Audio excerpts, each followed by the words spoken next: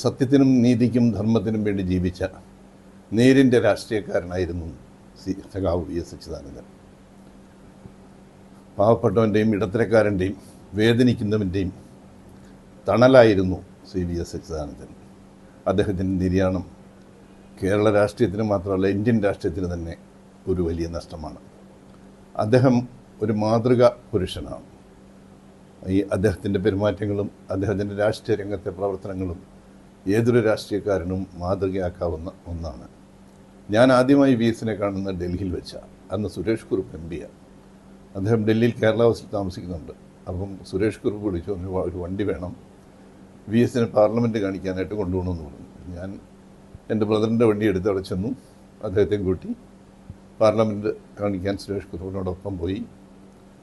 അന്ന് അദ്ദേഹം എന്നോട് പറഞ്ഞു, തൻ്റെ അച്ഛനും ഞാനും ഒന്നിച്ച് ജയിലിൽ കിടന്നിട്ടുണ്ടെന്ന് പറഞ്ഞു. ഇത് കഴിഞ്ഞ് 2006-ലും 2011-ലും പാലായിലെ ഇലക്ഷനിൽ കെ എം മാണി സാറിനെതിരെ ഞാൻ മത്സരിച്ച 2 ഇലക്ഷനുകളിൽ അദ്ദേഹം പാലായിൽ പ്രസംഗിക്കാൻ വന്നിരുന്നു.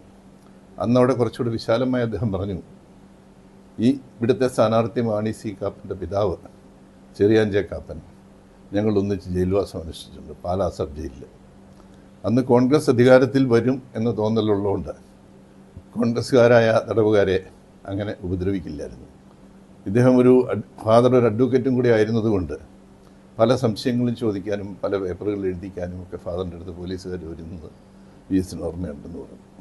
ഒരു ദിവസം ജയിലിൻ്റെ അഴികളിൽ കാല് കെട്ടിയിട്ടിട്ട് കാലിൽ ആഞ്ഞടിക്കുമ്പോൾ അദ്ദേഹം വന്ന് പറഞ്ഞു, ഞാനും ഒരു മനുഷ്യരോടും മജ്ജയും മാംസവും കൊണ്ട് സൃഷ്ടിച്ച ഒരു മനുഷ്യരൂപമാണ് ഇത് എന്നുള്ളത് ഓർമ്മിക്കണം, അഴിച്ചുവിടാൻ പറഞ്ഞെന്ന് അഴിച്ചുവിട്ടു. അന്നത്തെ അടിയിൽ നിന്നും എന്നെ രക്ഷിച്ചതാണ് ഈ സ്ഥാനാർത്ഥിയുടെ പിതാവ് എന്ന് പറഞ്ഞത് ഇന്നും എൻ്റെ മനസ്സിൽ ഹൃദയസ്പർശിയായി തട്ടി നിൽക്കുകയാണ്.